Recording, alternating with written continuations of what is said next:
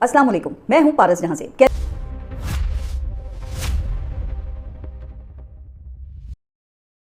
कहते हैं कि एक चोर किसी मकान में दाखिल हुआ तो सामने ही तिजोरी पड़ी थी जिस पे लिखा था बटन दबाइए। तो चोर ने बटन दबा दिया तो फौरन ही सायरन बज उठा और वो चोर पकड़ा गया। फिर जब चोर को अदालत में पेश किया गया तो जज ने उससे पूछा कि क्या तुम अपनी सफाई में कुछ कहना पसंद करोगे। तो चोर ने बड़े उदास और मिस्कीन से लहजे में जवाब दिया कि जनाबे आली, मैं इससे ज्यादा और कुछ भी नहीं कहना चाहता कि ये दुनिया ये बड़ी ही धोखेबाज है। तो अब लगता यह है कि पाकिस्तान की सियासी शतरंज के मोहरे भी इस वक्त कुछ ऐसी ही सूरत हाल से दो चार हैं। इधर वो डोर बेल का बटन दबाते हैं और उधर सायरन बज उठता है और फौरन वो पकड़े जाते हैं। तो मैं आज के व्लॉग में मुख्तलिफ हुकूमतों और शख्सियात की ऐसी ही वारदातों का अहाता करूंगी। तो पहले आगाज करते हैं वफाकी हुकूमत का, जिसने गुज़िश्ता रात 12 बजे बटन दबाया और पेट्रोल की कीमत में 13 रुपए से कुछ पैसे ज्यादा और डीजल की कीमत में 14 रुपए से कुछ पैसे कम का इजाफा कर दिया, जिसके बाद पेट्रोल की कीमत तकरीबन 311 रुपए और डीजल की कीमत तकरीबन 324 रुपए फी लीटर हो गई है। अब चलें, ये तो हुआ सो हुआ, इसके साथ बेहिस हुकूमत ने मट्टी का तेल भी तकरीबन 11 रुपए महंगा कर दिया है, जिससे लगता यह है कि हुकूमत को स्लम्स में या दूर दराज इलाकों में रहने वाले ऐसे गरीब लोग वो भी याद आ गए हैं जो आज के दौर में भी बिजली और गैस से महरूम हैं और खाने पीने के लिए मट्टी के तेल से चलने वाले चूल्हे और रोशनी के लिए उस तेल से जलने वाली लालटेन इस्तेमाल करते हैं। हालांकि जब इस इजाफे का ऐलान हुआ ना तो उस वक्त आलमी मार्केट में खाम तेल की कीमत $75 फी बैरल थी। अच्छा, आपको याद होगा कि ये वो थ्रेशोल्ड है जिस तक आलमी कीमत पहुंचने की सूरत में वजीर पेट्रोलियम ने बड़े रिलीफ का इंदिया दिया था। खैर, रिलीफ तो क्या मिलना था, उल्टा हुकूमत ने अमेरिका ईरान जंग के दरमियान हमलों के हालिया तबादले को भाई नादिर मौका अपने लिए समझा और फौरन उन्होंने अपना दाव लगाया। मगर आदाद शुमार को तो नहीं छुपा सकते थे, जिनके मुताबिक हुकूमत ने पेट्रोल पर तकरीबन 10 रुपए और डीजल पर तकरीबन 3 रुपए फी लीटर लेवी में इजाफा किया है, जिसके बाद दोनों पेट्रोलियम प्रोडक्ट्स पर आयद लेवी 80 रुपए फी लीटर हो गई है। जिसका सादा अल्फाज में मतलब यह है कि गुज़िश्ता रात होने वाले इजाफे की असल वजह वो आलमी कीमत में इजाफा नहीं है बल्कि वो टैक्सों में इजाफा है, जो जाहिर है कि गरीबों का खून निचोड़कर अपना खजाना भरने की रवायती वारदात है। लेकिन 80 रुपए फी लीटर लेवी की वारदात का हुकूमत के पास कोई जवाब नहीं है ना, क्योंकि senior finance reporter Shahbaz Rana की खबर के मुताबिक लेवी दरअसल 18% जीएसटी के मुतबादिल के तौर पर नाफिज की गई थी ताकि ये एक्सक्लूसिवली फेडरल गवर्नमेंट के पास रहे और उस कौमी फंड का हिस्सा ना बने जो सूबों के साथ शेयर किया जाता है। लिहाजा 18% के लिहाज से पेट्रोलियम लेवी तकरीबन 41 रुपए फी लीटर बनती है, जिसका मतलब यह है कि हुकूमत पेट्रोल और डीजल के 1 लीटर पर तकरीबन 40 रुपए इजाफी वसूल कर रही है और अगर ये एक्स्ट्रा वसूली ना की जाती तो आज पेट्रोल की कीमत तकरीबन 270 रुपए और डीजल की कीमत 293 रुपए फी लीटर हो सकती थी। लेकिन वो क्या है कि चोर चोरी से जाए, हेरा फेरी से ना जाए, जिसका खमियाजा जाहिर है कि फिर एक आम आदमी को भुगतना पड़ रहा है। अब ये आईनी सवाल है कि क्या किसी भी हुकूमत को कौमी असेंबली की मंजूरी के बगैर टैक्स की शरह बढ़ाने का इख्तियार है, क्योंकि लेवी भी एक किस्म का टैक्स ही है ना। अब देखें, उसूली तौर पर सवाल का जवाब तो आईनी अदालत को देना चाहिए और इत्तेफाक की बात यह है कि ये सवाल लेकर जमात इस्लामी के जो अमीर हैं हाफिज नईमुर रहमान साहब, वो मई में आईनी अदालत के पास पहुंच गए थे और फिर यह भी इत्तेफाक है कि आईनी अदालत ने इस दरखास्त पर कोई एतराज भी नहीं लगाया, लेकिन इसको फिक्स करने की जरूरत भी उन्होंने महसूस नहीं की। अच्छा, इसके बजाय आईनी अदालत ने वो कई साल पहले सुप्रीम कोर्ट के हुक्म से गिराए गए वो नस्ला टावर की घंटी बजा दी है, जिस पर अब हुकूमत सिंध वो शादियाने बजा रही है। हुआ ये कि वफाकी आईनी अदालत ने नस्ला टावर की मसमारी का सबब बनने वाले 2018 और 2019 के सुप्रीम कोर्ट के ऐसे अहकामात वो वापस ले लिए हैं जिनके तहत पार्क्स, खेल के मैदान, ग्रीन बेल्ट, फुटपाथ, साहिल और दीगर अवामी मकामात पर कब्जों और तब्दीलियों को गैर कानूनी डिक्लेयर किया गया था और उसे शहरियों के बुनियादी हुकूक की खिलाफवर्जी ख्याल किया था। लेकिन अब आईनी अदालत का कहना यह है कि गैर कानूनी तामीरात की खिलाफवर्जी का इख्तियार मुकम्मल तौर पर सूबाई हुकूमत के पास है, लिहाजा अदालत का क्या काम कि वो गैर जरूरी मामलात में उलझे। तो अब आपको समझ में आ रही होगी कि सिंध हुकूमत के शादियानों की असल वजह क्या है, क्योंकि आईनी अदालत ने वाज़ेह तौर पे ये कह दिया है कि आईन और कानून की रूह से गैर कानूनी तामीरात की निगरानी और उनके खिलाफ कार्रवाई भाई वो सिंध हुकूमत और मुतल्लिका इदारों की डोमेन है। लिहाजा अब आईनी अदालत के मुताबिक इस काम के लिए मजाज authority Sindh building control authority है और इसे ड्यू प्रोसेस से आगे बढ़ना चाहिए। अच्छा, मैं आईनी अदालत से ज्यादा तो आईन को नहीं समझ सकती, यकीनन ये बात उन्होंने किसी उसूल की बुनियाद पर की होगी ना, लेकिन इस फैसले में मुझे एक सवाल का जवाब कहीं नहीं मिल रहा कि सिंध बिल्डिंग कंट्रोल अथॉरिटी ने वो कौन सा ड्यू प्रोसेस फॉलो किया था जिसकी वजह से नैब रातों रात इसका पूरा रिकॉर्ड उठाकर ले गई थी।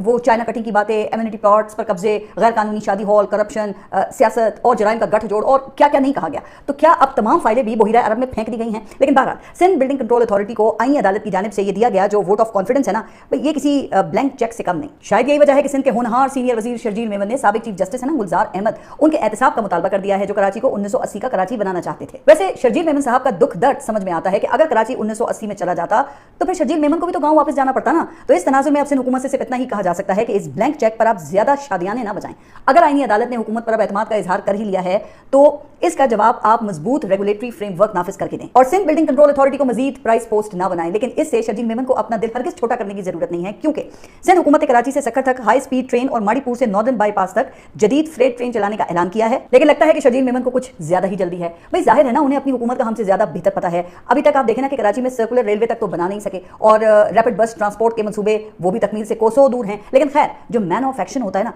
उसकी बेचैनी तो फिर फितरी होती है। अभी देखें ना, ये 3-4 दिन पहले शर्जील मेमन ने गंदम के जखीरा अंदोजों के खिलाफ कार्रवाई का ऐलान किया था और फिर वो कार्रवाई फौरी हो भी गई। अलबत्ता कार्रवाई लोकल इंतजामिया के जरिए हुई, जिसने आवाम को जखीरा अंदोज समझकर आटे के सरकारी नरखों में फौरी तौर पे इजाफा कर दिया। इसलिए कराची के रहने वालों के लिए मैं तो दुआ गो हूँ। अच्छा, अब इत्तेफाक से मैं दुनिया के बड़े बड़े शहरों की एक दर्जाबंदी देख रही थी, जिसमें रहने के लिहाज से दुनिया के बड़े शहरों का मवाजना किया गया, जहां दुनिया के 173 शहरों में कराची का नंबर 117वां है, 170। सिर्फ 3 शहर कराची से गए गुजरे हैं, जबकि जंग से तबाहाल यूक्रेन और जिम्बाब्वे, नाइजीरिया और अल्जीरिया जैसे अफ्रीकी ममालिक के शहर भी कराची से ऊपर हैं। अच्छा, कराची से नीचे शाम और लीबिया के शहर हैं, जो बरसों की खाना जंगी से खंडर बन चुके हैं, जिससे आप जरा अब अंदाजा लगाएं कि किस तरह गुज़िश्ता ये 3-4 दिहाइयों में कराची को नोचा गया है। और जस्ट इमेजिन कि ये हुकूमत में पाकिस्तान पीपल्स पार्टी का नॉन स्टॉप 18वां साल है, लेकिन वो कहते हैं ना कि शर्म तुमको मगर नहीं आती। बहरहाल आगे बढ़ते हैं और बात वजीर आजम की करते हैं, जिन्होंने गेट नंबर 4 की बेल बजाई है। हुआ ये कि वजीर आजम शहबाज शरीफ ने इमरान खान के खिलाफ 10 अरब हर्जाने का केस किया हुआ है और हाल ही में सुप्रीम कोर्ट के एक हुक्म के तहत इस केस में इमरान खान का हक दिफा बहाल हुआ है, जिसके बाद अब वकील को इमरान खान का बयान हल्फी चाहिए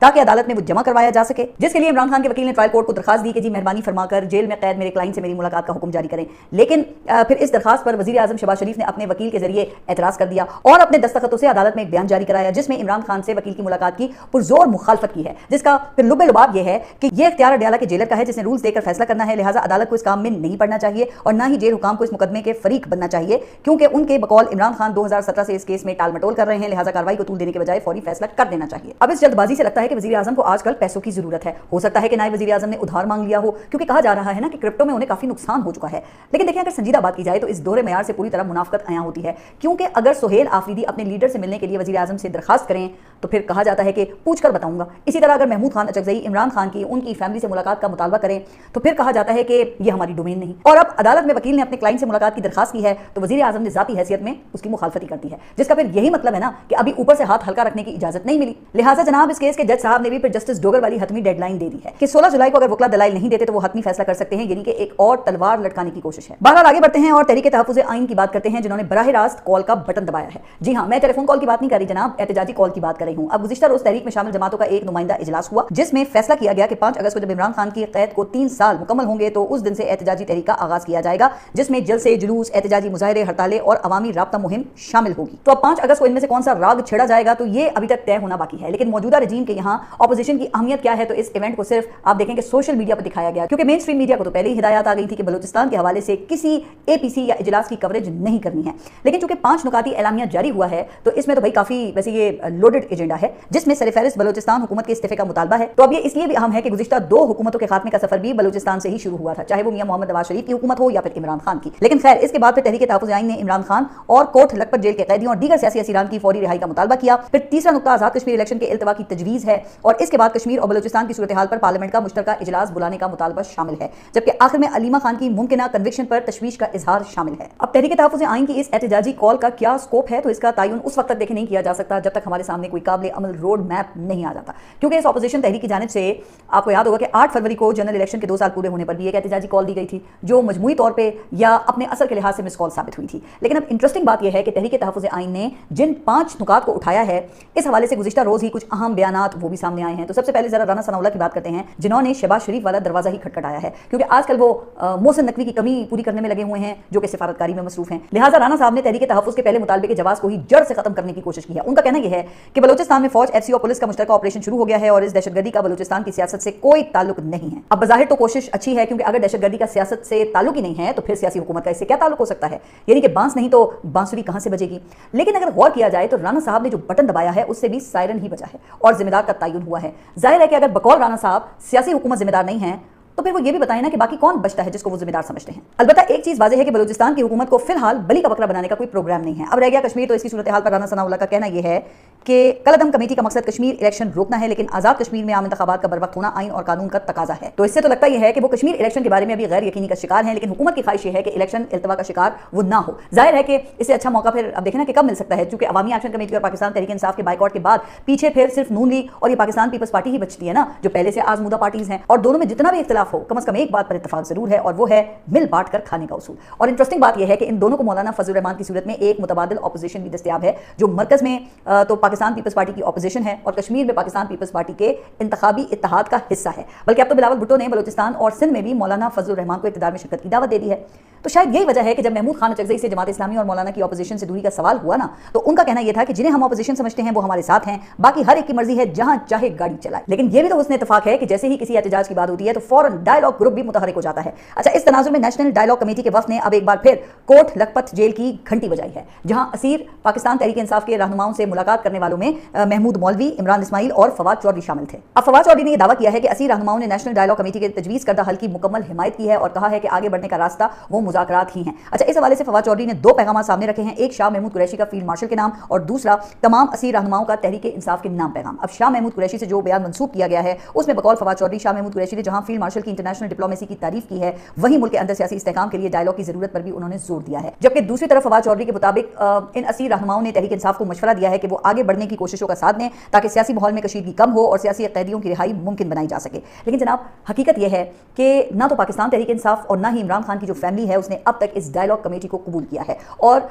यही वजह है कि डायलॉग कमेटी के अरकान सिर्फ वो कोट लखपत जेल ही जाते हैं। और इससे पहले भी आपके इल्म में है कि वो कई बार जा चुके हैं, लेकिन हर बार उनके जाने की टाइमिंग वो बड़ी मानी खेज होती है क्योंकि उन्हें भी ये एहतजाज के ऐलान से पहले ही मौका मिलता है। लेकिन जो लोग उन्हें कोट लखपत जेल के कैदियों से मिलने का मौका देते हैं, अगर वो जाती मौलिस की मौजूदगी में इमरान खान के मुकम्मल टेस्ट नहीं करवाएंगे और उनकी मुलाकातों पर पाबंदी नहीं हटाएंगे तो फिर सवाल यह है ना कि फिर ये जो मामलात हैं ये आगे कैसे बढ़ेंगे। अच्छा, यही बात अलीमा खान ने अपने ताज़ा बयान में भी बावर कराई है कि हम सिर्फ एक मुलाकात नहीं बल्कि तमाम हुकूक की बहाली चाहते हैं, जिसमें सबसे पहले इमरान खान की आंख का इलाज है और ये जानना जरूरी है कि प्लॉट क्यों बना और फिर कैदे तन्हाई का खात्मा। लेकिन मौजूदा रजीम इस हवाले से अभी तक कोई भी पेशरफ्त करती हुई दिखाई नहीं देती। अलबत्ता हैरानी की बात यह है कि तहरीक तहफ़्फ़ुज़ आइन के एलामिये के 5वें नुक्ते के हवाले से अहम पेशरफ्त हुई है, जिसमें आने वाले हफ्ते के दौरान अलीमा खान की मुमकिना कन्विक्शन का खदशा जाहिर किया गया था। लेकिन अब अलीमा खान के केस की अगली समात एक माह मजीद आगे चली गई है और इसकी वजह भी अलीमा खान ने बता दी है। और उनका कहना यह है कि अब जब हम सबूत लाए हैं और रोजाना की बुनियाद पर समात का तकाजा किया ताकि सबूतों को देखकर फैसला हो सके, तो ताखीरी हरबे शुरू हो गए हैं और जज साहब ने 11 अगस्त की तारीख दे दी है। तो जनाब, अब वो सबूत क्या हैं? तो अलीमा खान के वकील के मुताबिक बुनियादी तौर पर यह एक USB है जिसमें वफाकी और सूबाई वुज़रा और सहाफ़ियों की वीडियोज़ हैं जिनको बतौर गवाह अदालत तलब करने का मुतालबा किया गया है ताकि वकला जिरा कर सकें। लेकिन इस अमल के खिलाफ प्रोसिक्यूशन ने एतराज उठा दिया है कि पहले USB का फॉरेंसिक होना चाहिए, जो कि जाहिर है कि पंजाब फॉरेंसिक लेबोरेटरी से होगा, जिस पर अलीमा खान को एतराज है क्योंकि उनका ख्याल यह है कि बुग़्ज़े इमरान खान में डूबी हुई पंजाब हुकूमत का भरोसा नहीं किया जा सकता है और उन्होंने इंटरनेशनल लेबोरेटरी से फॉरेंसिक का मुतालबा कर दिया है, जिससे जाहिर यह होता है कि फौरी सजा का इम्कान वो टल गया है। बहरहाल आगे बढ़ते हैं और सेनेट की कायमा कमेटी बराए दाखिला की जरा बात करते हैं, जिसने साबिक अरकान पार्लियामेंट उनकी अहलिया और बच्चों को मुफ्त ब्लू पासपोर्ट देने का बिल वो मंजूर कर लिया है। अब मुझे नहीं पता कि ब्लू पासपोर्ट की हमारे नुमाइंदों को वैसे ऐसी क्या जरूरत आन पड़ी है कि सूबाई असेंबलियां हों या फिर मरकजी पार्लियामेंट, हर कोई यहाँ मरे चला जा रहा है। अच्छा, पंजाब और सिंध में तो पहले ही ये कानून पास हो चुका है, बल्कि पंजाब के कानून में तो साबिक अरकान को भी ब्लू पासपोर्ट की सहूलत दी गई है। तो अब यही बात ये सेनेट में लागू की जा रही है। अच्छा, आप ये सोच रहे होंगे कि ये बिल पेश किया किसने होगा? तो जनाब, ये बिल ये बलोचिस्तान से मुंतखब होकर आने वाले सेनेटर अब्दुल कादिर ने पेश किया है, जिन्हें आपको याद होगा कि किसी दौर में पाकिस्तान तहरीक इंसाफ का टिकट वो इशू किया गया था, लेकिन फिर टिकट वापस लिया गया तो वो आज़ाद हैसियत में मुंतखब होकर आ गए। अब आप जरा अंदाजा करें कि ऑपोजिशन वो बलोचिस्तान के मसले पर पार्लियामेंट की ब्रीफिंग का मुतालबा कर रही है और बलोचिस्तान के सेनेटर को ब्लू पासपोर्ट हासिल करने की जल्दी है। वरना सोचें कि दाखिला कमेटी के ये रुकन ऐवान में बलोचिस्तान की सूरत हाल पे कम से कम तहरीक इल्तवा तो पेश कर सकते थे ना, लेकिन ये तौफीक भी वहां किसी को नहीं हुई। बहरहाल अब इस एक्ट के मतन में कहा गया है कि साबिक अरकान पार्लियामेंट को भी मुफ्त ब्लू पासपोर्ट का हकदार बनाया जाएगा। अच्छा, इस कानून की रूह से साबिक अरकान पार्लियामेंट की शरीक हयात को तो मुफ्त ब्लू पासपोर्ट मिलना ही है, मगर अब अरकान के 28 साल से कम उम्र के ज़ेरे किफालत बच्चे भी इस सहूलत से फायदा उठाएंगे। तो जनाब, अब ऐसे गौर करने की बात है कि इनके बच्चे टीन एज में करोड़पति और अरबपति बन जाते हैं, लेकिन 28 साल की उम्र में भी वालिदैन के ज़ेरे किफालत रहते हैं, यानी कि ब्लू पासपोर्ट भी गोया वो भागते चोर की लंगोटी बनकर रह गया है। खैर, अब आखिर में जरा अमेरिका और ईरान के हवाले से अपडेट का जायजा लेते हैं। अगरचे 2 दिन के हमलों के बाद अब कदरे सुकून है और अमेरिकी न्यूज़ वेबसाइट एक्सियोस ने यह दावा भी किया है कि अगले हफ्ते स्विट्जरलैंड में दोनों ममालिक के दरमियान मुज़ाकरात के नेक्स्ट राउंड का इम्कान है। लेकिन जनाब, अमेरिकी मीडिया में तो एक तूफान उठ गया है जिसे लगता है कि सदर ट्रंप भी जानबूझकर हवा दे रहे हैं और ये मामला है ये ईरान की जानिब से सदर ट्रंप को कत्ल करने की मुबैना धमकी के बारे में, जिसकी ईरान वो तो कई बार तरदीद कर चुका है, लेकिन इजराइल